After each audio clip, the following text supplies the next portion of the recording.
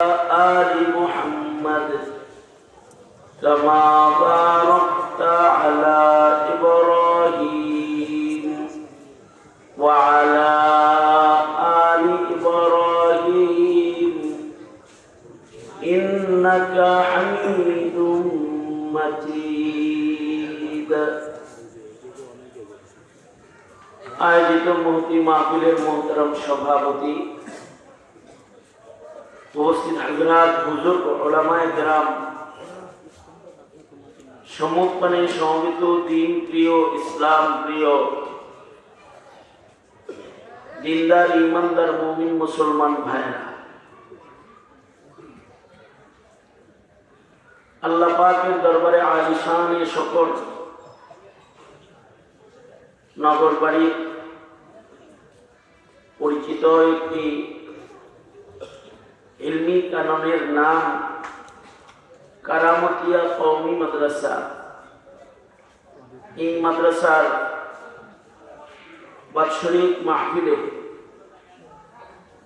আল্লাহ তাআলা দয়া করে, মায়া করে, মহব্বত করে আমাদেরকে শামিল হওয়ার তৌফিক দান করেছেন। এজন্য কালিমাতুশ শুকর পড়ি, শুকরিয়া আদায় করি, জবান খুলে ভক্তি ভরে সমস্বরে আওয়াজ করে মুহাব্বতে বলি আলহামদুলিল্লাহ।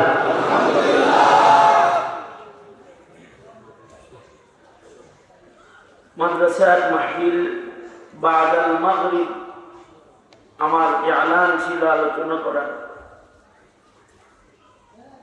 আমি আসরের পরপরই পৌঁছে গেছি। আপনাদের দূরদারাজ থেকে যারা এসেছেন তাদের সুবিধার্থে সালাতুল ইশার পরে আপনাদের সামনে বসে গেছি। যারা মাগরিব পড়েছেন, ইন্তজার করেছেন, আল্লাহ তাআলা তাদের অপেক্ষার নি'মাল বদল আল্লাহ তাআলা তাদের দান করেন, আমিন। কিছু সময় আপনাদের সামনে কথা বলার ইরাদায় আল্লাহর কালামের সূরাতুল আসর তিলাওয়াত করেছি। আল্লাহ তাআলা কিছু উপকারী কথা আপনাদের কানে পৌঁছাইবার তৌফিক দান করেন। আপনারা দোয়া করুন, বলুন আমিন। সময় যেহেতু হাতে খুব বেশি নাই আমার, তাই কোনো ভূমিকা ছাড়া আমি আমার মূল কথায় প্রবেশ করতেছি। যে সূরাটা তিলাওয়াত করেছি, সূরাটার নাম সূরাতুল আসর। আসর শব্দটি সূরায় আছে, তাই সূরার নাম সূরাতুল আসর। নাজিল হওয়ার দিক দিয়ে সূরাটি 13 নাম্বার, আর কোরআনে কারীমের সিরিয়ালে সূরাটার অবস্থান 103 নাম্বার, কিন্তু নাজিল হয়েছে 13 নাম্বারে। সূরার তরতিব হিসাবে 13 নাম্বারে নাজিল হয়েছে সূরাতুল আসর। মক্কাতুল মুকাররমাতে মাক্কিয়া সূরা। সূরাটা অনেক বরকতি একটা সূরা। বাঙালি খুব খারাপ, ভদ্র ভাষা বুঝেন। আমি আমার জীবনে এই 26-27 বছরের মাহফিল জীবনে প্রথম আসছি নগরে। সুতরাং আপনাদের সাথে আমার এই সাক্ষাৎটা তো অনেক গুরুত্বপূর্ণ। 26 বছরে যখন আমি অসুস্থ বদন, আর আমি নিজেও এখন সফর কমাইছি, ওই সময় আসছি আপনাদের কাছে। হইতে পারে যে এটাই আউয়াল মুলাকাত, আবার এটাই শেষ মুলাকাত, যেতে পারে। সুতরাং দৃষ্টি আকর্ষণ করছি। এখানে আমি কোনো ভূমিকা বাদ দিয়ে সরাসরি আল্লাহর কালামের সূরায় প্রবেশ করেছি। এই জন্য আপনাদের প্রতি দৃষ্টি আকর্ষণ, আপনারা সামনে যারা নামাজ কমাচ্ছেন তারা যেন আমার সাথে থাকেন, আপনি অন্য কারোর সাথে যান। অর্থাৎ আপনি থাকবেন আমার সামনেই, আপনার মন যায় থাকবো আর এক জায়গায়, এরকম হলেন না। রাগ হয়েছেন? জনহাত উপরে তুলেন, নাড়াচাড়া দেন ছোট করে, জবান খুলে আওয়াজ করে বলেন সুবহানাল্লাহ, আলহামদুলিল্লাহ, লা ইলাহা ইল্লাল্লাহ, আল্লাহু আকবার। আমি যখন একেবারে আমার এখন তো আওয়ামী লীগের বরকতে দাড়ি পাকছে, যখন আমার দাড়ি হয় নাই 2-4টা হয়েছে, ও আগে ইউসুফ নিজামী রহমতুল্লাহ আলাইহির সাথে বিরাহিমপুর মাদ্রাসায় আমি একবার আসছি। এদিকে আসা হয় না, আল্লাহ এসে খুব ভালো লাগছে।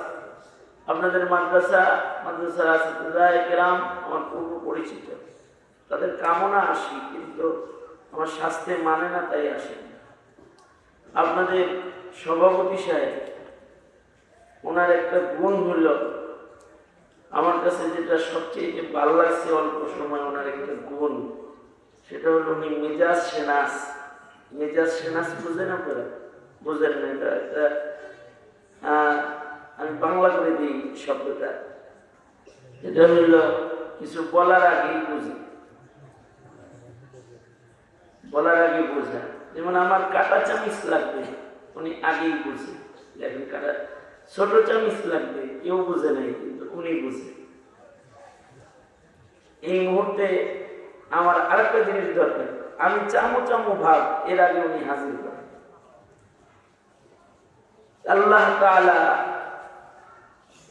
আপনাদের কাছে আনছেন, আপনারাও সামনে বসছেন। সভাপতি যেহেতু মেজাজ সেনাস, সভাপতির লগের যারা, তারাও তো মেজাজ সেনাস হওয়াই দরকার। হ্যাঁ, আবার এক হাত নেওয়ান। এই যেমন 2 হাত তুলতে বলছি, 2 হাত তুলছেন, 1 হাত তুলতে বলছি, 1 হাত তুলছেন। আমার দিকে ছিলেন, হাত তুলা নামানো এই কথার চাইতে অনেক দামি ও মূল্যবান কথা হলো আমি সামনে যা বলতেছি আল্লাহর কালাম সামনে করে। তাহলে ওইটা কতটা গুরুত্ব দিয়ে শোনা দরকার। দোতলায় একজন ওস্তাদ ডিউটি করতে হবে, এই পাশ থেকে কোনো ছাত্রের কথার আওয়াজ যেন আমাদের কান পর্যন্ত না আসে। তো মুহতারাম হাজিরিন, আমি আবার চলে যাই গোড়ায়।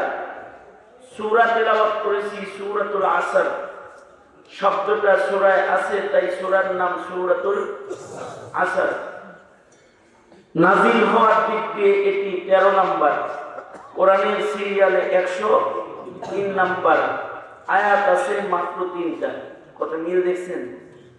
13, 103, ভিতরে 3। বড় বরকতি একটা সূরা। এই সূরা যেদিন নাজিল হয়েছে, এত বরকত এটার সাথে লয়ে নাজিল হয়েছে যে ইমাম শাফিঈ রহমাতুল্লাহি আলাইহি তিনি বলেছেন যে আল্লাহ তাআলা যদি সূরাতুল আসর নাজিল করেন, এরপরে কোরআনের আর কোনো আয়াত নাজিল নাও করত, কিয়ামত পর্যন্ত আনেওয়ালা সব মানুষ যদি শুধু এই এক সূরা ফলো করে জীবন যাপন করত, তাহলে সব মানুষকে আল্লাহ জান্নাতে নেওয়ার জন্য এই সূরা একাই যথেষ্ট। এই কারণেই সাহাবায়ে কেরামের একটা আমল ছিল, এক সাহাবী যদি আরেক সাহাবীর লগে দেখা হইত, সাক্ষাৎ হইলে সূরাতুল আসর পড়ে ভাই ভাইয়ের কানে দিয়ে দিত। আমার সাথেও যেহেতু আপনাদের সাথে একটা সাক্ষাৎ, সাহাবীদের ওই আমলটা নকল করে আমি সূরা আসর তিলাওয়াত করেছি, যাতে এর থেকে যথেষ্ট আলোচনা না হলেও সাহাবীদের আমলের বরকতে যেন আল্লাহ তাআলা আপনাদের আমাদের ভেতরে সাহাবীদের রং দান করে, এই নিয়ত করে তেলাওয়াত করছি। সূরার শুরুতেই একটা কসম আছে, ওয়াল আসর, আসরের কসম। আল্লাহ বলেন ওয়াল আসর, ওয়াও তাসমিয়া, আসরের কসম। আমাদের স্বভাব হইল আমরা কখনো যদি কসম করি তাহলে আমরা আমাদের কথাকে শক্ত করার জন্য, কথাকে ওজনদার বানাইবার জন্য আমরা কসম করি। এই তুই এই কামটা করছিস, মাইকলা বেশি মশি করলে বোকা যাইবা,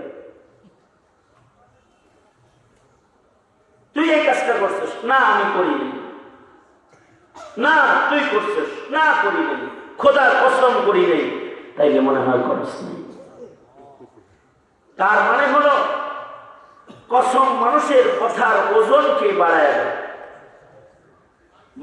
মানুষের কথা মানুষকে বিশ্বাস করানোর জন্য, মানুষের কথাটা চালায় দেওয়ার জন্য, মানুষের কথাটা ওজন বাড়াইবার জন্য কসম খায়। এটা হলো মানুষের স্বভাব। মহান আল্লাহ যে কোরআনের জায়গায় জায়গায় কসম করছেন, আল্লাহ তাআলা আল্লাহর কথা ওজন বানানোর জন্য কসম করেন না। আল্লাহর কথা কসম করে বিশ্বাস করানো লাগে না। কালামুল মুলুকি মুলুকুল কালাম, আল্লাহর কথা কসমলাটা যেমন, কসম ছাড়াটাও তেমন। ওমান আসদাকু মিনাল্লাহি কিলা, আল্লাহর চেয়ে ভালো কথা সত্য বলনেওয়ালা আর কে আছে? সুতরাং আল্লাহর কথা কসমওয়ালাটা যেমন, কসম ছাড়াটাও তেমন। তারপরেও আল্লাহ তাআলা যে কসম করছেন, কোরআনে বহু কসম আছে। এই কসমগুলো আল্লাহর কথার ওজন বাড়ানোর জন্য না, বরঞ্চ মানুষকে যেই জিনিসের কসম করেছেন সেই জিনিসের দিকে দৃষ্টি আকর্ষণ করে মানুষের ঈমানকে মজবুত করার জন্য আল্লাহ তাআলা কসম করছেন।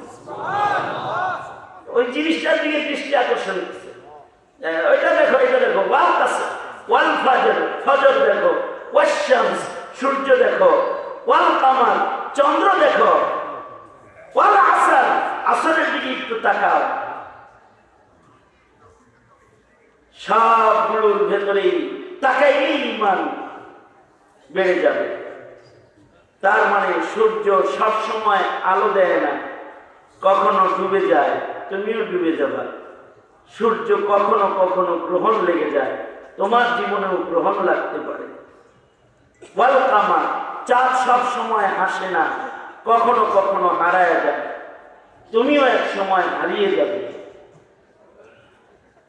ওয়ান নাজম, তারকারাজির কসম, তারকা সব সময় দেখা যায় না, একটা সময় আসবে তোমাকেও দেখা যাবে না। ওয়াল ফাজর, ফজর তাকায় দেখো, বড় দামি সময়। ওয়াল আসর, আসর তাকায় দেখো, বড় দামি। বাস আমাদেরকে আল্লাহ তাআলা কসমের দ্বারা যে বস্তুর কসম করেন ওই দিকে দৃষ্টি আকর্ষণ করেন। আল্লাহ তাআলা আল্লাহর কালামের সূরায় বলে ওয়াল আসর, তার মানে আসরের কসম। হতে পারে আসরের নামাজের কসম, আবার হতে পারে কালের কসম, সময়ের কসম, হায়াতের কসম। অর্থাৎ আসরের নামাজের দিকে তাকাও, আসরের নামাজের সময় যেমন খুব কম, তোমার হায়াতের সময় কিন্তু খুব কম। আসরের কসম, আসরের গুরুত্ব দাও, আসর দামি, আসরের নামাজও দামি, আসরের সময়টাও দামি। সব কিছুর ভেতরে দামি আর কম দামি আছে। সব কিছুর ভেতরে সরদার আছে। নামাজের ভেতরে সরদার নামাজ আছে, রোজার ভেতরে সরদার রোজা আছে, হজের ভেতরে ছোট হজ বড় হজ আছে, ইবাদতের ভেতরে বেশি দামি কম দামি ইবাদত আছে, সরদার ইবাদত আছে। মানুষের ভেতরে সরদার মানুষ আছে, ফিরিস্তার ভেতরে সরদার ফিরিস্তা আছে। যেমন ফিরিস্তাদের সরদার হযরত জিবরাইল, মানুষের সরদার আমার নবী মুহাম্মদুর রাসূলুল্লাহ সাল্লাল্লাহু আলাইহি ওয়াসাল্লাম। জমিনের ভেতরে সরদার জমিন আছে, আহাব্বুল বিলাদি ইলাল্লাহি মাসাজিদুহা, সরদার জমিন। মসজিদের ভেতরে সরদার মসজিদ আছে, বাইতুল আতীক, মসজিদুল হারাম, মসজিদুল আকসা, মসজিদুন নবী। সরদার মসজিদের নাম, যে মসজিদের নামাজের সওয়াব বেশি, মসজিদের ইবাদতের পাওয়ার বেশি, মসজিদটা সরদার মসজিদ। এক রাকাত নামাজ পড়লে লাখ রাকাতের সওয়াব জমা হয়ে যায়। পাহাড়ের ভেতরে সরদার পাহাড় আছে, সাফা মারওয়া, ইন্নাস সাফা ওয়াল মারওয়াতা মিন শাআইরিল্লাহ। পাহাড়ের পরে দাঁড়াইলে গুনাহ মাফ হয়ে যায়, দোয়া কবুল হয়ে যায়।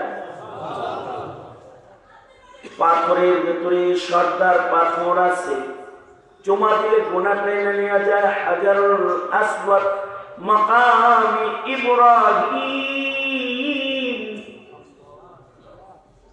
পানির ভেতরে সরদার পানি আছে, আবে জামজাম। সরদার পানির নাম। জান্নাতের ভেতরে সরদার জান্নাত আছে, ফিরদাউস। জান্নাতি শরাবের ভেতরে দামি শরাব, দামি পানি, হাউজে কাউসার। রাতের ভেতরে সরদার রাত আছে, লাইলাতুল কদর ওয়া লায়ালিন আশর ওয়া লাইলাতুন নিসফি মিন শাবান। শবে বরাতের রাত, জিলহজের 10 রাত, রমজানের কদরের রাত, সরদার রজনী, সরদার রাত। দিনের ভেতরে সরদার দিন আছে, ইয়াউমুল আরাফা, ইয়াউমুল জুমআ। উম্মতের ভিতরে সরদার উম্মত আছে, উম্মতে মুসলিমাদের নাম আইছে দুনিয়াতে, পরে কিন্তু জান্নাতে যাবে সবার আগে।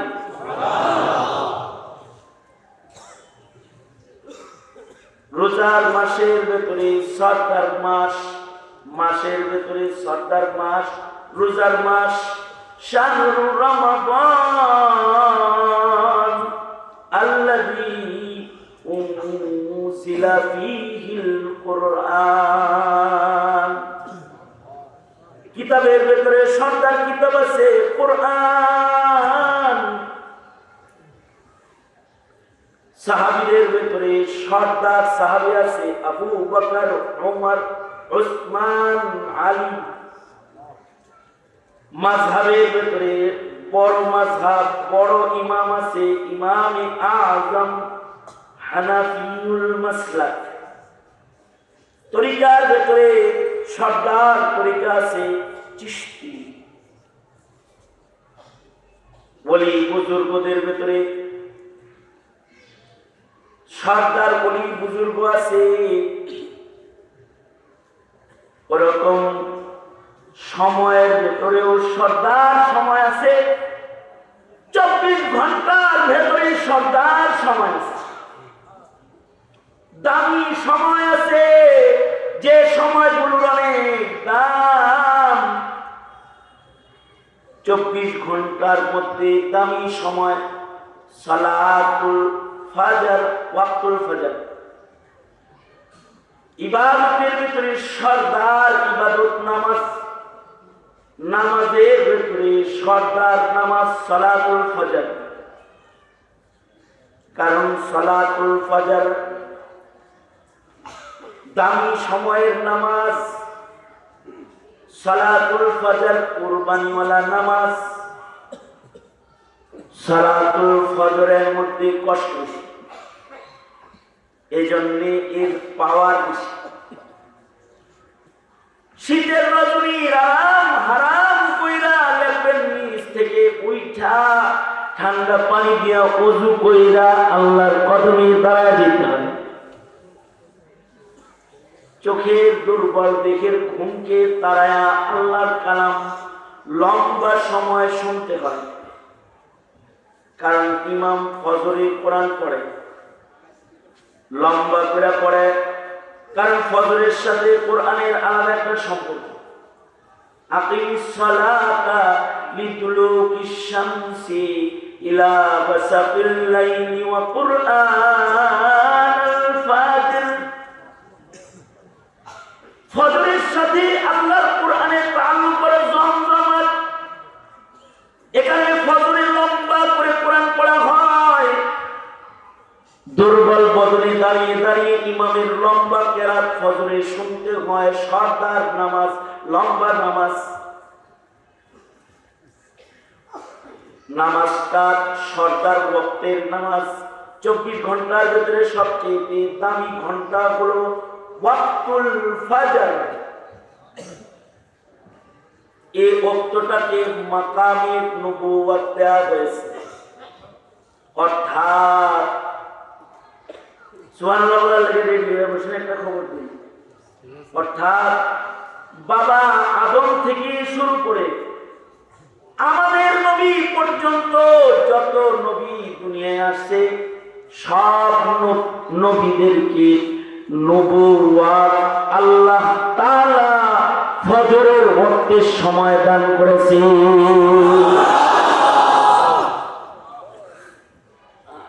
এখানেই ওয়াক্তটা সরদার ওয়াক্ত। যারা ফজর হিফাজত করে তারা সরদার হয়ে যায়। ফজর যেহেতু সরদার, আমির যেহেতু আছে, ওজির তো থাকবে। ফজরের পরেই যেই সময়টার মূল্য সবচেয়ে বেশি সেটা হলো ওয়াক্তুল আসর, আসরের সময়। এ কারণে নামাজের ভেতরেও আসরের নামাজ এক গুরুত্বপূর্ণ নামাজ। আল্লাহ তাআলা সবাই নামাজ পড়তে বলছে, হাফিজু আলাস সালাওয়াত ওয়াস সালাতিল উসতা। আল্লাহ বলে তোমরা সবাই 5 ওয়াক্ত নামাজ পড়ো, সব নামাজের হিফাজত করো। বিশেষভাবে আসরের দিন, বিশেষভাবে আসর হিফাজত করো। মাঝের নামাজ আসরের নামাজটা বিশেষভাবে খেয়াল করে পড়ো। আসরের নামাজের কথা আল্লাহ তাআলা বিশেষভাবে বলেছেন। এ কারণে ফজর তো দিয়েছে নবুওয়াত। আসর যারা গুরুত্বের সাথে পড়ে আল্লাহ তাআলা তাদের দেয় ভেলায়াত। আসরে হিফাজতকারীকে আসরে ভেলায়াত দেওয়া হয়। এই কারণে খাজা কুতুবউদ্দিন বখতিয়ার কাকি রহমাতুল্লাহি আলাইহি উনি চাইতেছিলেন যে ওনার জানাজাটা ওনার জানাজার নামাজ এটা একজন ওলি হুজুরকে পড়া। ওলি বুজুর্গ বাচ্চা বের করবো কেমনে? কে ওলি আর কে জানাজার ইমামতি করবে? ওলি বুজুর্গ বাইর করতে খাজা কুতুবউদ্দিন উনি বলে গেলেন, জানাজা রেডি হইলে মানুষ যখন জানাজা পড়তে আইব তখন বলবা 4 গুণ যার ভেতরে আছে তিনি জানাজার নামাজ পড়ান। 1 নাম্বার, যার জীবনে বালেগ হওয়ার পর থেকে আজকের জানাজা পর্যন্ত কোন নামাজ তাকবীরে উলা কাজা নেই, জিন্দেগিতে তাকবীরে উলা কাজা নেই।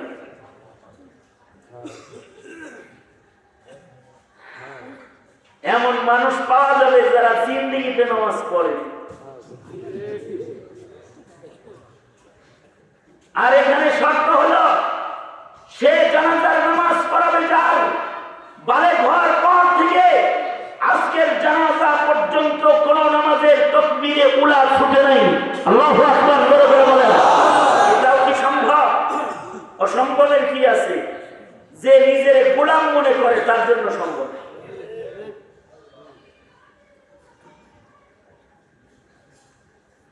সুবহানাল্লাহ বলে আবার রেডি হয়ে বসে। আর একজন বুজুর্গের নাম বলি, সাঈদ ইবনে মুসাইয়িব রাহমাতুল্লাহি আলাইহি। তিনি সুদীর্ঘ 40 বছর লাগাতার শুধু তাকবীরে উলা সহকারে নামাজ পড়েছে তা না, মুয়াজ্জিন আযান দেওয়ার আগে 40 বছর উনি মসজিদের পয়লা কাতারে গিয়ে বসে থাকছে। ওনাকে জিজ্ঞেস করা হয়েছে, সাঈদ ইবনে মুসাইয়িব আপনি নামাজ জানেন আগে মসজিদে বসে থাকেন? উনি বলতো, মহান আল্লাহ যদি হাসরে এমন কোন আজব মামলা খাড়া করে ফেলায় যে আমার ঘরে তোরে ডাইকে আনা লাগলো কে? আজান তো আমার ডাক, আজান কার ডাক? জোরে আওয়াজ করে বলেন, আজান কার ডাক? আরো জোরে বলেন, কার ডাক? আল্লাহু আকবার, আল্লাহু আকবার। কার ডাক? মতো ডাক নেই, অথবা দলের নৌকা আর ধানের শীষ ডাকের মতো ডাক না। ডাকটা কার ডাক? জোরে বলেন। কার পক্ষ থেকে ডাক? জোরে বলেন।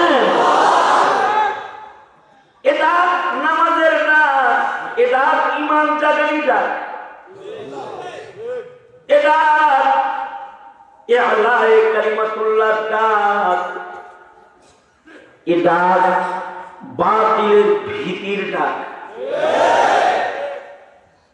এ ডাক আল্লাহর পছন্দের ডাক। 5 বেলা বান্দাকে আল্লাহ তাআলা ডাক দেয়, এই আমি কিন্তু বড় মনিব, তোর যে সবচেয়ে বড়, আমার হুকুম হচ্ছে হাইয়া আলাস সালাহ, হাইয়া আলাল ফালাহ। এখানে আল্লাহ নিজে যেহেতু নামাজের জন্য ডাক দেওয়ায়, যাদের দিয়া ডাক দেওয়ায় ময়দানে মাশারে তাদের কণ্ঠ আল্লাহর ডাকে ব্যবহার করেছে, তাই গর্দান উঁচা উঁচা বলে। হাসরের মাঠে দেখলে চিনা যাবে এগুলো আল্লাহর ডাকে চাকরি করছে, আল্লাহর ডাককে নিজের কণ্ঠে দিয়েছে। আল্লাহর ডাকে সাড়া দেওয়া বান্দার জন্য সবচেয়ে দামি কাজ। কারণ আপনার আমার মনিব মালিককে, জোরে আওয়াজ করে বলেন, মালিকের নাম কি? বানাইছে কে? খাওয়ায় কে? ইজ্জত দাতা কে? সন্তান দাতা কে? সুস্থতা দাতা কে? নিরাপত্তা দাতা কে? ক্ষমতার মালিক কে? বলেন, ক্ষমতার মালিক কে? ইজ্জতের মালিক কে? গা ধরে হেলিকপ্টার দিয়া ইন্ডিয়া পাঠায় দেয় কে? ধরে আওয়াজ করে বলেন কে? সব কিছুর মালিক কে? রিজিক কার? জোরে বলেন কার? নিজের ইচ্ছে খাওয়ান যায়? খাওয়ান গেলে হাসিনা খেতে রান্না করছে সব ছাত্ররা খায় লাগছে। রাজ্জাক কি? আরো জোরে, আরো জোরে। বান্দা কার? মরণ কার হুকুমে? মরণ কে দিবে? কার সামনে আমাদের আবার পুনরুত্থান হবে? তাহলে গোলামি করবো কার? খুশি করবো কাকে? সে সবচেয়ে বেশি খুশি হয় সেজদা বেশি, সবচেয়ে খুশি হয় নামাজ পড়ে। এখানে মুমিনের জীবনের সবচেয়ে এটা খুব খেয়াল করে স্মরণ রাখেন এই কথাটা। একজন কালিমা ওয়ালার জীবনে নামাজের চেয়ে গুরুত্বপূর্ণ আর কোন কাম নাই।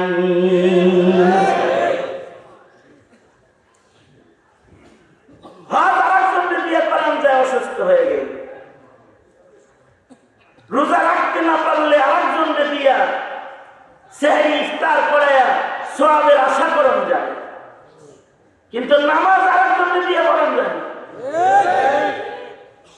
মহিলা জেহাদে যাওয়া যায় না, বাচ্চাদের জেহাদে যাওয়ার অনুমতি নাই, অসুস্থ রোগী জেহাদে যাওয়ার অনুমতি নাই, কিন্তু অসুস্থ শুইয়া থাকলেও নামাজ ছাইরা দেওয়ার অনুমতি নাই, ইশারায় হলেও করবে। কয় বেলা? জোরে বলেন কয় বেলা? এটার চেয়ে ভালো আর কোনো কাম আছে? এটার চেয়ে গুরুত্বপূর্ণ কোনো কাম আছে?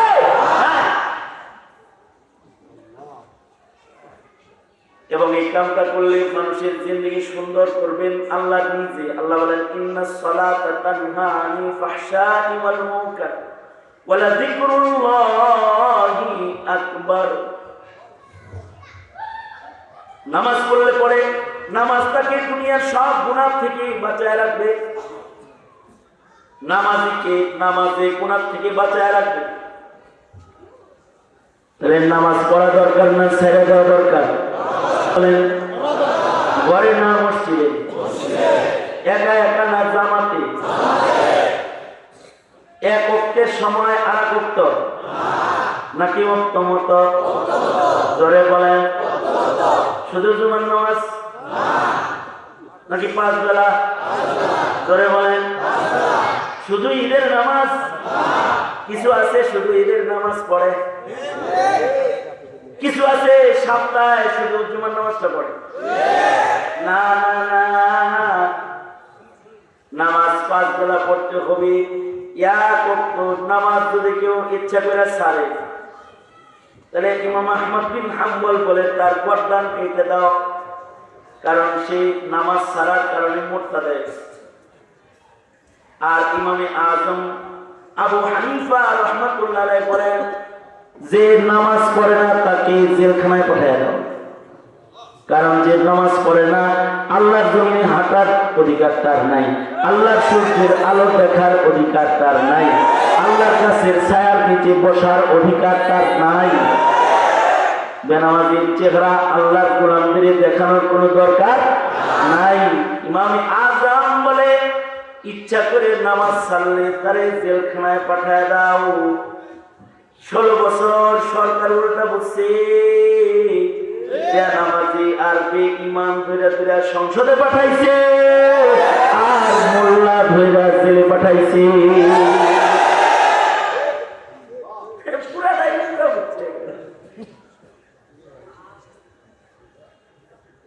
যেটা নামাজ পড়ে না ওর বাইরে থাকার অধিকার নেই, ও জেলখানা থাকবে। এটা আল্লাহর পছন্দ।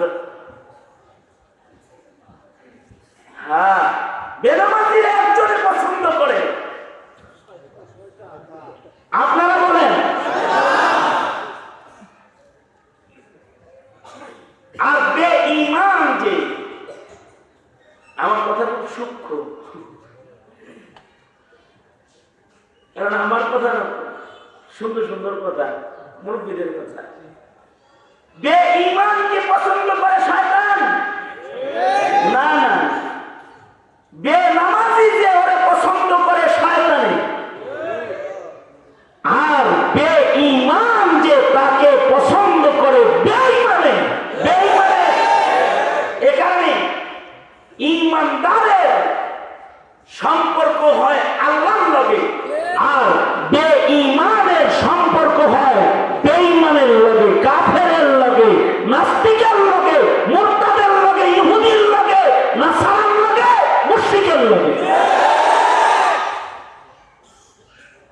যে বা ইমানওয়ালা আমলওয়ালা তার সম্পর্ক হয় কার সাথে? জোরে চিল্লায় আওয়াজ করে বলেন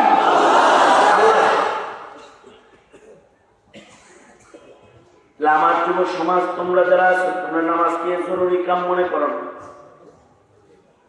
তোমাদেরকে বলছি, তোমার জীবনের সবচেয়ে দামি কাম হলো নামাজ। সবচেয়ে দামি কাম কি? জোরে বলেন। তাহলে যে সকল যুবকদের নামাজের প্রতি গুরুত্ব নাই, তোমরা যদি বলো হুজুর আমি কোরআন হাদিস না দিয়ে আপনি পাও ধরে বানা, আরো তোমার পাও ধরে বলবো নামাজ পড়লো। নামাজ ছাড়া কিন্তু আল্লাহর আদালতে নাজাত নাই। বেনামাজি জান্নাতের চাবি নাই, জান্নাতে ঢোকার লাইন নাই।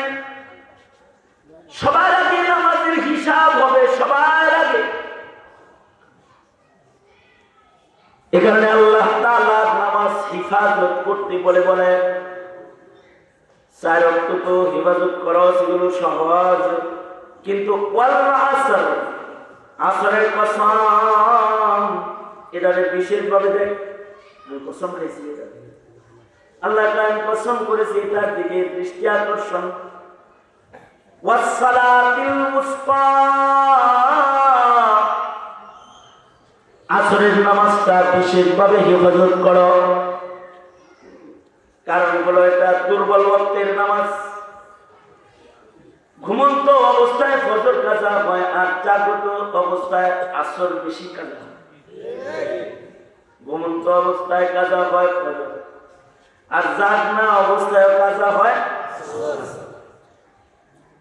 আমি যখন আসলাম স্পিড বোর্ডে নামছি, নামার পরে আমার রাহবারে বলতেছে হুজুর মাদ্রাসা যায় নামাজ, এবং গরম পানি করছে আমার জন্য যে আমি আসরে এসে করবো মাদ্রাসায়। আমি রাস্তায় ঘুরি দেখি যে শয়তানিতে ধরছে। এটা আরো দেরি হবে তো মাকরুহের দিকে চলে যাবে।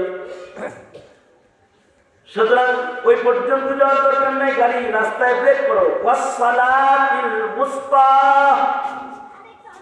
অবহেলা করলেই কাজা হইয়া যায়। বাজার পড়া শেষ করছে, আজান হয়েছে, বাজার মসজিদে নামাজ পড়বে, বাজার কই রাখবে না, বাড়িতে এই পড়ি। বাড়ি যাইতে যাইতে রিক্সার চাকা পাঞ্চার হইয়া নামাজ চলে গেছে, ওজুর জায়গাও নাই, মসজিদও নাই, নামাজ পড়ার জায়গায় নেই, এনে চাকা পাঞ্চার হয়েছে। বাড়ি পর্যন্ত পৌঁছে গেছে, দরজাও খুলছে, কিন্তু বাচ্চা দরজা খুলছে। দরজা হঠাৎ করে ধাক্কা দিছে, তারা ঘোরা করে, তো বাচ্চার কপালে লেগে কপাল ফাটছে। বই বুতানির ডরে, বকা খাওয়ার ডরে বাচ্চা মেয়ে দৌড়ে ডাক্তারের কাছে আইছে। ফাটা সেলাই করতে করতে মাগরিবের আজান দিছে। অবহেলা করলে জাগ্রত অবস্থায় কাজা হয়ে যায়। এমন একটা নামাজের নাম আসরের নামাজ। আল্লাহ আসরের কসম করে বলে ওয়াল আসর, আসরের কসম। অবহেলা করলে যেমন সূর্য ডুবে যায়, আসর চলে যায়। ওয়াল আসর, আসরে তাকাও। অবহেলা করলে তোমার হায়াত সূর্য পাক করে ডুবে যাবে, দেখবা আজরাইলের সামনে খারাপ। হায়াত যদি খালি অবহেলা করো, এটা আসরের নামাজের মতো হঠাৎ করে শেষ হয়ে যাবে। আর হতে পারে আল্লাহ তাআলা হায়াতের কসম করেছেন। আল্লাহ বলেন ওয়াল আসর, হায়াতের কসম, কালের কসম। কারণ হায়াতের অনেক দাম। 1 মিনিট হায়াত হইলে আল্লাহর জান্নাত কেমন যায়। একবার হায়াতে কালমা পড়তে পারলে জান্নাতের মালিক হয়ে যায়। মুসলিম করে 1 সেকেন্ড হায়াত পাইলে মুসলিম গুরুস্থানে মিল্লাতে রাসূলে দাফন হয়ে যায়। শুধুই মাত্র জন্মের পরে 1 সেকেন্ডের একটা কান্নার আওয়াজ পাওয়া গেছে, এবার তার জন্য কাফন রেডি হয়েছে, আতর গোলাপ দিয়ে তারে সাজাইছে, সুন্দর করে তার জন্য কবর খনন করেছে, মুমিনদের বাজারে তাকে দাফন করেছে। নামানোর সময় বিসমিল্লাহি ওয়া আলা মিল্লাতি রাসূলিল্লাহ বলে নামাইছে। মুসলিম ঘরের একটা সেকেন্ডে কান্নার আওয়াজে এত দাম যে সে জান্নাতি হইছে তো হইছেই, সে তার বাবা মাকে জান্নাতে লয়ে যাবে। যে বাচ্চাগুলা পালে ঘর আগে মইরা যায়, ওরা নিষ্পাপ, ওরা বিনা হিসাব জান্নাতে যাবে আর মা বাবারে লয়ে যাবে। আল্লাহরে বলবে আল্লাহ একা যান না, আব্বা আম্মারেও সাথে দেন, মা বাবাকেও সাথে লইয়া জান্নাতে যাবে। এক সেকেন্ডের হায়াতের কারণে নিজে জান্নাতি, তার মা বাবাও জান্নাতি। তাহলে এক সেকেন্ডের সময় কালের কত দাম। আল্লাহ বলে ওয়াল আসর, সময়ের কিন্তু অনেক দাম। এটা কারোর জন্য অপেক্ষা করে না, ঘড়ির কাঁটা কারোর জন্য বসে থাকে না, এটা তার গতিতে চলছে। অবহেলা করবা, শেষ হয়ে যাবে, হঠাৎ করে জীবন খেলার সাঙ্গ হয়ে যাবে, তুমি তোমার কবর পথের যাত্রী হয়ে যাবা। ইন্নাল ইনসানা লাফি খুসর, পৃথিবীর সব মানুষ কিন্তু ধ্বংসের মধ্যে নিপতিত। অর্থাৎ সেকেন্ডে সেকেন্ডে বরফের চাকার মতো মানুষের হায়াত ছোট হইতেছে। হঠাৎ করে কিন্তু মরণ সামনে সবার আইসা যাবে। অর্থাৎ মরণ হবে না এমন কোন মানুষ নাই, কিন্তু এক দলের হায়াত ফুরায় গেলে অসুবিধা নাই, তাদের দুনিয়ার হায়াত ফুরাবে, জান্নাতের হায়াতের ভেতরে তারা মরণ দরজা দিয়ে প্রবেশ করবে। আল্লাহু আকবার। তাদের কোনো চিন্তা নেই। বাকি মানুষ যারা, তাদের সব পেরেশানি, হায়াত সবার কমতেছে। হায়াত বড় মজাদার জিনিস, আবার হায়াত বড় অমূল্য ধন। এইটা টাকায় কেন যায়? যদি 500 কোটি টাকা দিয়া এক মাসের হায়াত কেনা যেত, তাহলে 500 কোটি টাকা দিয়েও হায়াত কিনতে এমন মানুষ আছে। হায়াত মরতে চায় না কেউ, হায়াতই সবাই চায়, কিন্তু মরণের মুখোমুখি মানুষ হয়ে যায়। সবাই খালি বাঁচতে চায়, বাঁচতে চায়।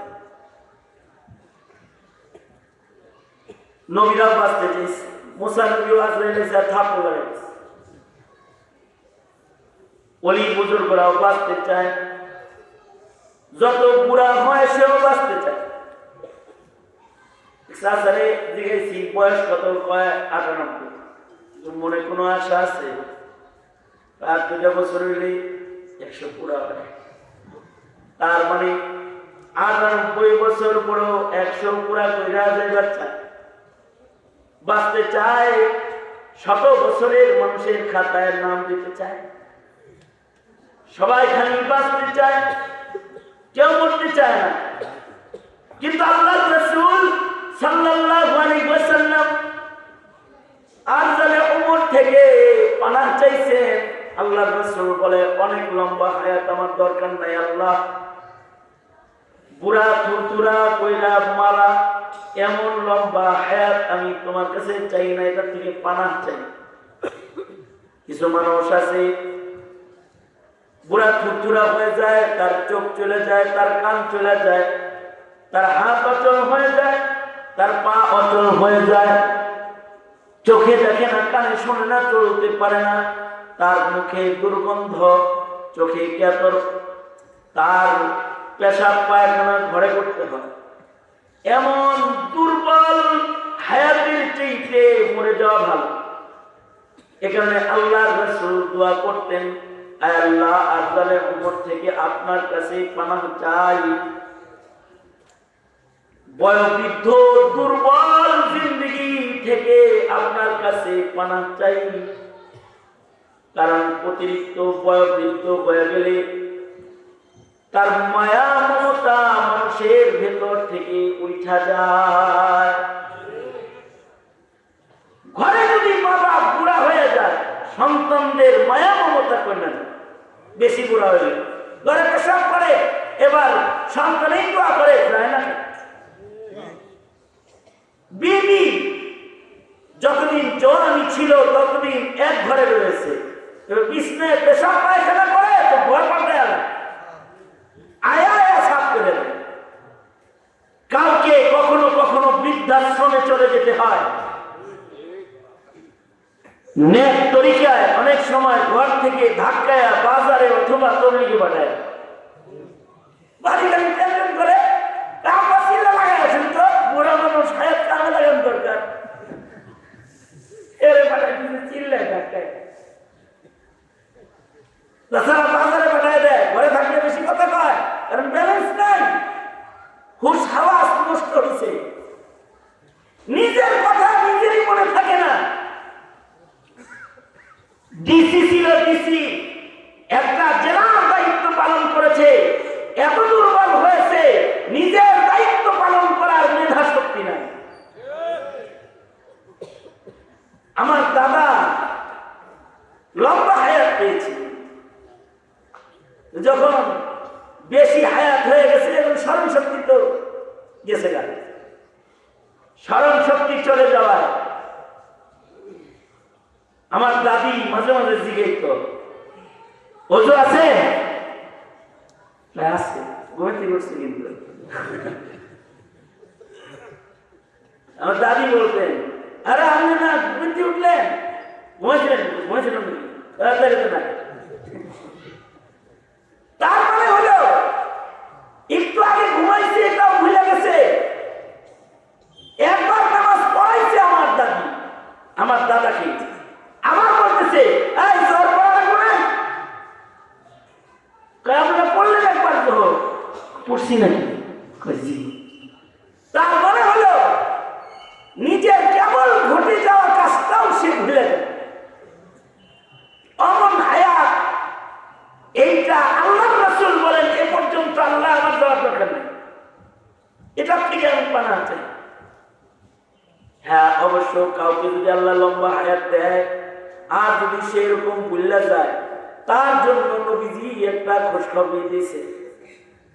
নবীজি বলে যে বৃদ্ধ হওয়ার কারণে দুর্বল হয়ে গেছে, হাইটা মসজিদে যাইতে পারে না, অসুস্থ হওয়ার কারণে জামাতে শামিল হইতে পারে না, চোখে দেখে না, রাতের আধারে চলতে পারে না, ফজর জামাতে পড়তে পারে না, বয়স বেশি, তাহলে এটা কি তার জন্য গজব নাকি? আল্লাহ রাসূল বলে না না, সে যে জোয়ান সময়ে ইবাদত করেছে, বার্ধক্যজনিত কারণে তার ইবাদতের কম হওয়াটাকে কম হিসাবে আল্লাহ তাআলা লেখে না। তার জিন্দেগির স্বর্ণ যুগের ইবাদতের জিন্দেগির আদলে আল্লাহ তাআলা এই বৃদ্ধ মানুষদেরকে সওয়াব দান করে। সুবহানাল্লাহ। এই কারণেই বুড়া বয়সে ইবাদত করলে বুজুর্গি না। তবে জোয়ান বয়সে কেউ যদি নামাজি হয়, বৃদ্ধ বয়সে তাকবীরে উলা ছুটে গেলেও সওয়াব পায়, এটা হলো বুজুর্গি। এ কারণে আল্লাহর রাসূল বলেছেন, শাবুন নাশআ ফি ইবাদাতিল্লাহ, আরশে আযীমের ছায়া পাবে ওই যুবক যারা যৌবনে ইবাদত করেছে। আল্লাহু আকবার, জোরে করে বলেন আল্লাহু আকবার। কারণ যৌবনে ইবাদত করলে বুড়া হয়ে যাওয়ার পরেও যৌবনের ইবাদতের সব বৃদ্ধকে দান করা হয়। সুতরাং তাহলে বুঝে থাকলে বলেন, বুড়া বয়সে ইবাদতের দাম বাড়বে, যৌবনের ইবাদত ছাইরা না যৌবনের ইবাদত কইরা। তবে আল্লাহর রাসূল একটা হায়াত চেয়েছেন, আল্লাহর রাসূল দোয়া করেছেন, আল্লাহুম্মা বারিক ফি হায়াতি, অর্থাৎ ওগো আল্লাহ আপনি আমার হায়াতেও বরকত দান করেন, বরকত ওয়ালা হায়াত দান করেন।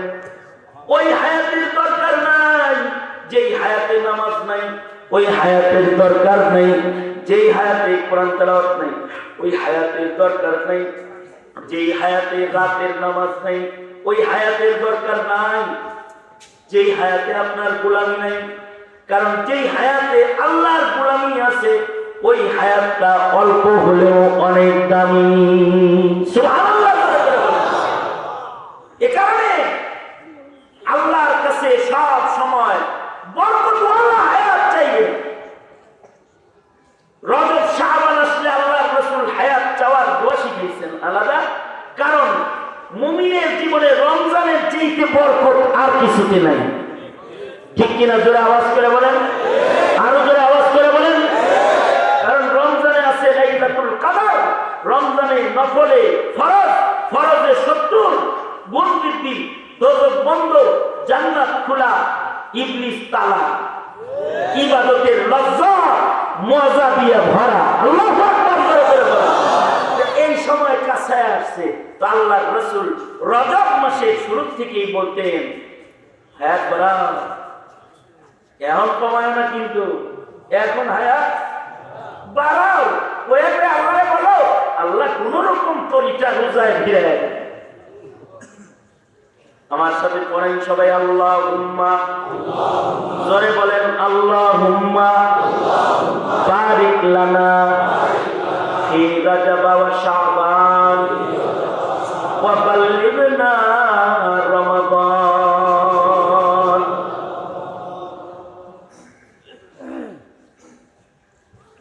আমি সূরা ঢুকবো না, এই কসম পর্যন্ত এসে এসেছে। কারণ হইল আমি যেহেতু প্রতিদিন কথা বলি, তাই আমার কথার একটা পরিমাপ থাকাটাই জরুরি। হায়াত বাকি তো মুলাকাত বাকি, মুলাকাত বাকি, নসিহত বাকি। তবে একটা কথা বলে আলোচনা শেষ করতেছি আমি, সেটা হলো এই, আমার কাছে এক ওষুধ কোম্পানির লোক আইছে মাহফিলের তারিখ। হ্যাঁ, আইসা উনি ওনার পদ পজিশন পরিচয় সব দিছে।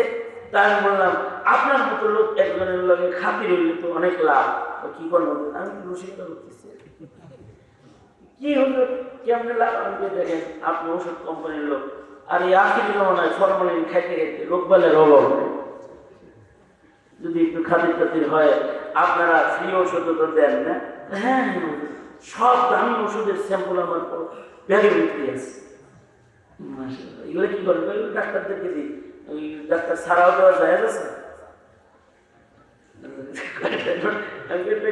আমাদেরও কিছু জিনিস হয় তাহলে দরকার আছে তো রুগী তো বেশি, আমার মতো ওষুধ কোম্পানির লোকের খাতির তো ভালো লাগে।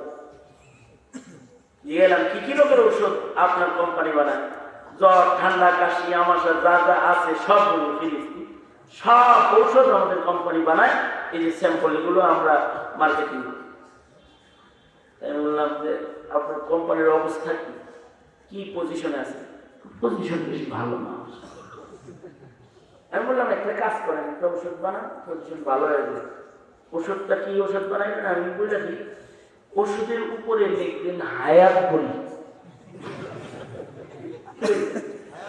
বড়ির নাম দিবেন এটা হায়াত বড়ি। হায়াত বড়ি লেখা একটা ট্যাবলেট আপনার কোম্পানিতে ছাড়তে পান, দেখবেন আপনার মার্কেটিং করে ওষুধ বেচতে হবে না, আপনার ইফটিজিং করে লয়ে যাবো, সব সময় সময় লয়ে যাবো, আদর করে আপনার মার্কেটিং করে নেবো। হায়াত বড়ি কি বানানো সম্ভব? সম্ভব না দিয়েই তো করি। এই জিনিসটা যদি বুঝতেন তাহলে অনেক কাম হতো। তবে আমি বললাম দেখেন, আপনাদের কোন ঔষধ কোম্পানির কাছে হায়াত বড়ি নাই, অথবা বাজারের কোন ফার্মেসিতে হায়াত বড়ি নাই, কিন্তু নবীর সুন্নতের ভেতরে একটা হায়াত বড়ি আছে। নবীর সুন্নত আমলের ভেতরে একটা হায়াত বড়ি আছে। সেই বইটা রজব শাবানে গিলতে হয়। কারণ আল্লাহর রাসূল এই উম্মতকে অযথা কোনো আমল শিখায় না। নবীজি নিজের থেকে কোনো আমল শিখায় নাই, অযথা কোনো আমল শিখায় নাই। নবী বলে রোজার মাস আইলে আল্লাহরে বলো আল্লাহ হায়াত বাড়ায় দেন, রমজানে রমজানে পৌঁছায় দেন। তার মানে হলো রজব শাবানের দোয়ার বরকতে আল্লাহ তাআলা মুমিনের হায়াত বাড়ায়। আল্লাহু আকবার, জোরে করে বলেন। এখন আপনি বলবেন দোয়া করলাম, হায়াত তো বাড়লো না, বাপেরও দোয়া করে না, বাপ মরে গেল কেটে। তাহলে আপনার জন্য একটা সুখবর আল্লাহর রাসূল দিয়ে গেছেন, সেটা হলো এই দোয়া করার পরেও যদি কেউ মরে যায়, তাইলে রমজানের ইবাদতের সওয়াব আল্লাহ তাআলা শুধু দোয়ার কারণে তার আমলনামার মধ্যে জমা করে দেন। এবার দোয়াটার ফজিলত তো বুঝছেন ভালো, কি বুঝেন নাই? ফজিলত দোয়াটা করা দরকার না? পড়েন আমার সাথে, ভালো করে পড়েন। আল্লাহুম্মা বারিক লানা ফি রজব ওয়া শাবান ওয়া বাল্লিগনা রমাদান। রজব শাবানে হায়াত চাইবেন রমজান পাওয়ার জন্য। রমজান পাইতে চায় কারা? আরে আপনারা তো পাইতে চান, এটা কইনি। রমজান পাইতে চায় কারা? ইবাদত করে যারা। বলেন আমার সাথে, বলেন ইবাদত। কিছু মানুষ আছে রমজান আইলে পেরেশানি করে, কিছু করবো খালি ডাক্তার দেয়, কোন রকম রোজা না রাখার একটা প্রেসক্রিপশন করান। রমজানে খুশি হয় তারা, ইবাদত করে যারা। বলেন রমজান আসলে খুশি হয় কারা? রমজান আসলে খুশি হয় কারা? ইমানদার যারা। রমজান আসলে খুশি হয় কারা? ইমানদার যারা। রমজান আসলে খুশি হয় তারা, ইবাদত বন্দেগী পছন্দ করে যারা। রমজান আসলে খুশি হয় তারা, জান্নাতের আশা করে যারা। ঠিক না? জান্নাতের আশা করে যারা।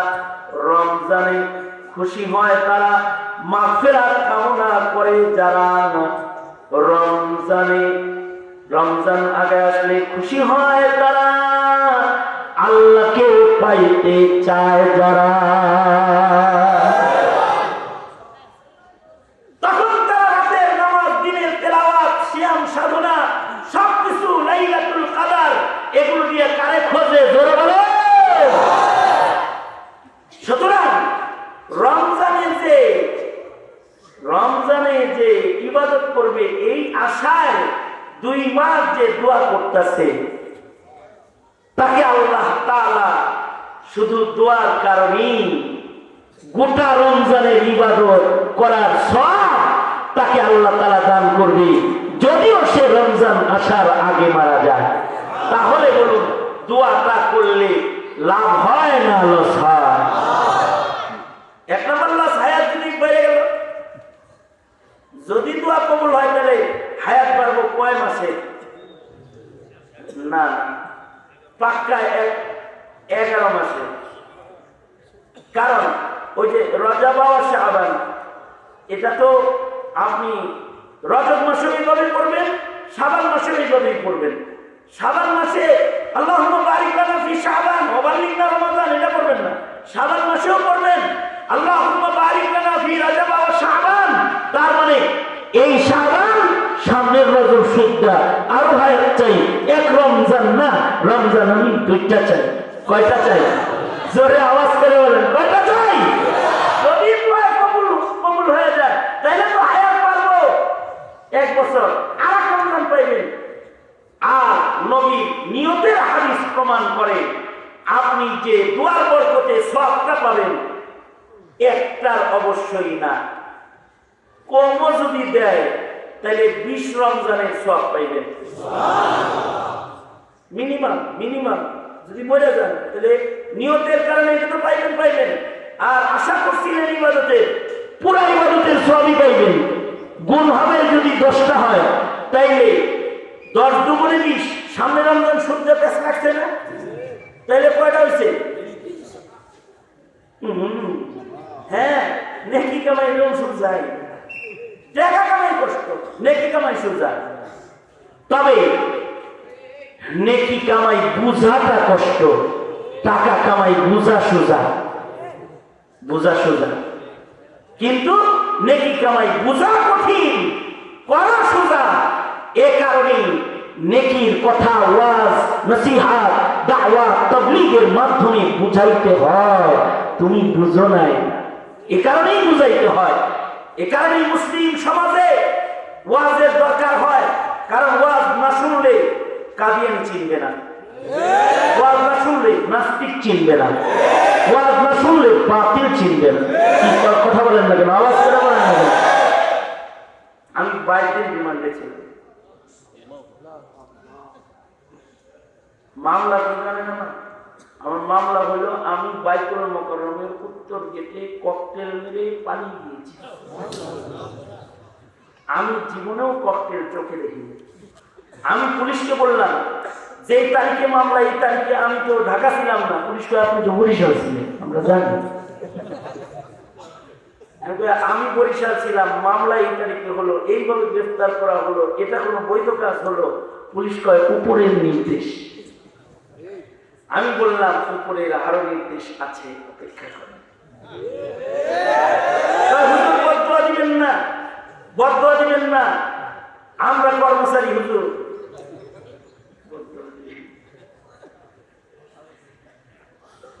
কিন্তু এমন জাহেল মূর্খ পুলিশও আছে। এটা নেককার পুলিশের বক্তব্য।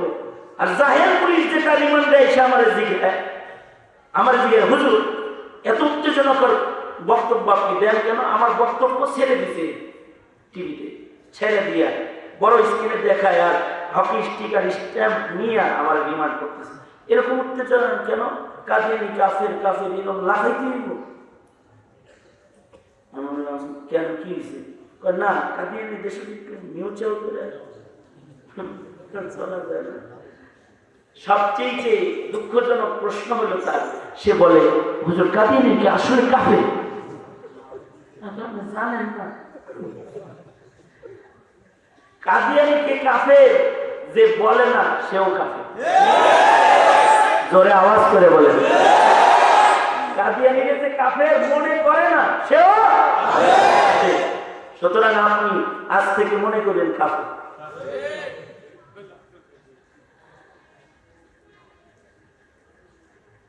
আমার প্রশ্ন হলো, যে দেশের বিসিএস ক্যাডারের মনে প্রশ্ন কাদিয়ানি মুসলমান না কাফের, যেই দেশের ডিসি, এডিসি, অফিসার, সচিব বুঝে না নাস্তিকের ফাঁসি মুসলমানের মাটিতে দরকার, সেই দেশের বাচ্চা কিভাবে বুঝবে কাদিয়ানি কারে কয়, নাস্তিক কারে কয়, মোরতাদ কারে কয়?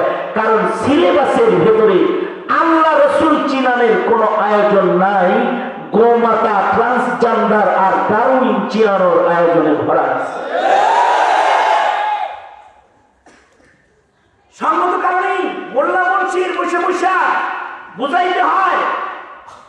আর আমরা বুঝাইলে এদেশের রাজনৈতিক দল যারা করে তাদের চেয়ার যায়, তার না বিষয়। আসল কথা হলো, এদেশের রাজনীতিকে যে সকল দাদারা নিয়ন্ত্রণ করে, তারা স্বপ্ন দেখে মুসলমানের মাটিতে হিন্দুত্ববাদ চাষাবাদ করবে, ইহুদিয়াত আর নাসরানিয়তের চাষাবাদ করবে।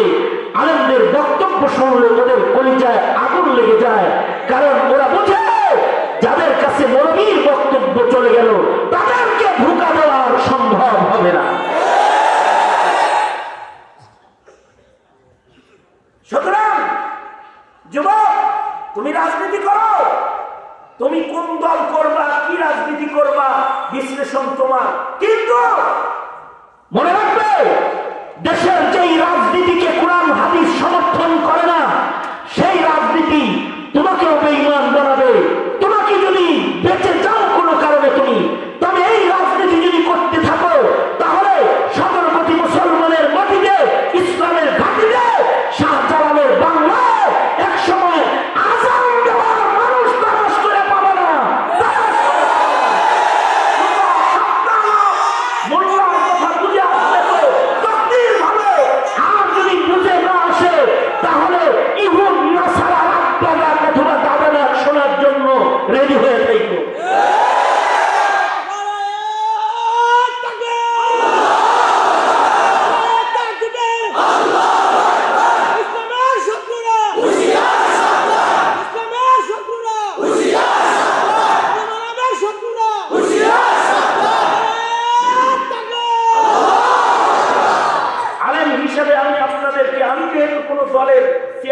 অথবা মহাসচিব না, হ্যাঁ হেফাজতে ইসলামের যুগ্ম মহাসচিবের একটা পদ আমার আছে, যে কারণে আমার জেল পাক্কা ছিল। এই রাজনীতি করি না,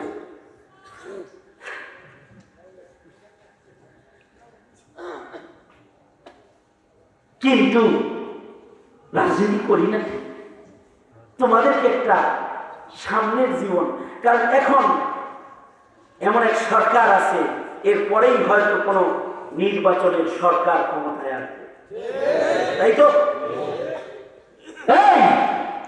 আসবো কিনা আর কোনোদিন তা জানি না, তবে একটা কথা বলে দিয়ে যাই, তার ব্যালটে সিল মারিস না যে কাদিয়ানির পক্ষে কথা কয়, তার ব্যালটে সিল মারিস না যে নাস্তিকের দালাল হয়, তার ব্যালটে সিল মারিস না যে তোর সন্তানের ইমানের চিন্তা করে না। খালি ডিজিটাল বাংলাদেশ করলে হবে না, ইমানদারির বাংলাদেশ যারা করবে তাদের রাজনীতির এজেন্ডাকে নিয়ে সামনে বাড়বি। এর খেলাফ চলবি তো মুসলমানের মাটির ঘাঁটিকে তুই আক্রমণ করে মুসলমানের ইমান নষ্ট করবি। কথা সোজা সব। সুতরাং আগামী আমার ভোট হবে ইসলামের পক্ষের ভোট, আমার সন্তানের ইমান রক্ষার ভোট, আমার মায়ের পর্দা রক্ষার ভোট। কথা আওয়াজ করে জোরে বলেন, ঠিক না ঠিক? জোরে বলেন। হ্যাঁ যুবশক্তি, আগামীর ভোট হবে তোর বোনের ইজ্জত রক্ষা করার ভোট, তোর মায়ের ইজ্জত সম্ভ্রম রক্ষা করার ভোট, মুসলিম মাটির মুসলমান আর ইমানি চেতনাবোধকে রক্ষা করার ভোট, আর ইসলামের দোসর দুশ্মনদের বিচার করার ভোট। এগুলো মনে রাখ, পারবো ইনশাআল্লাহ। ওলামায়ে দ্বীন যেখানে, আলেম ওলামা নাই যেখানে, যেই তবলিগে আলেম নাই, যেই খানকায় আলেম নাই, যেই তবলিগে আলেমদের সমর্থন নাই, যেই পিরালিতে আলেমের সমর্থন নাই, যেই রাজনীতিতে আলেম ওলামার সমর্থন নাই, লাঠি মারি ওই রাজনীতির কপাতে আসছে। বোঝাচ্ছে মনে থাকবে তো ইনশাআল্লাহ। সুতরাং মাদ্রাসার দরকার আছে না নাই? যদিও আপনারা পাবনা আর আমি মানিকগঞ্জ, কিন্তু মাঝখানে শুধু একটি নদী বয়ে গেছে, তার নাম পদ্মা নাকি যমুনা? যমুনা। সেই কথাটা আর কমবো না। যাই হোক, এই করছি বিচার কথা যা বললাম, তিলাওয়াতকৃত সূরার একটি কসমকে সামনে রেখে কিছু কথা আমি বলেছি। হায়াত বাকি তো মুলাকাত বাকি, মুলাকাত বাকি তো নসিহত বাকি। ইনশাআল্লাহ এই মাদ্রাসাকে দেখভাল করবেন ইনশাআল্লাহ। আবার এটা মোট করেন না, এভাবে মোট করেন, ছাড়েন, আবার ধরেন, আবার স্যার কি সুন্দর দেন, স্যার না দাঁড়াবেন। হ্যাঁ মোট করেন, মোট করেন, ভালো করে মোট করেন, জোরে আওয়াজ করে চিল্লা জোরে বলেন বিসমিল্লাহ। এই উপরে 4 তলার কাজ চলতেছে, একটু পকেটে হাত দেন, আর বেশি না, 10টা 1000 টাকার নোট 10 জন দিবেন, এদের জন্য দোয়া করবো। আশার মুবাশশারার সাথে আল্লাহ জান্নাত। 1000 টাকার নোট, 1000 টাকা দিবেন নগদ, আর 10 জন, আর দেন দেন দেন, নিয়ে আসি মুসাফর মনে করলো। ছাত্ররা রুমাল নিয়ে ভেতরে ঢুকে পড়ো।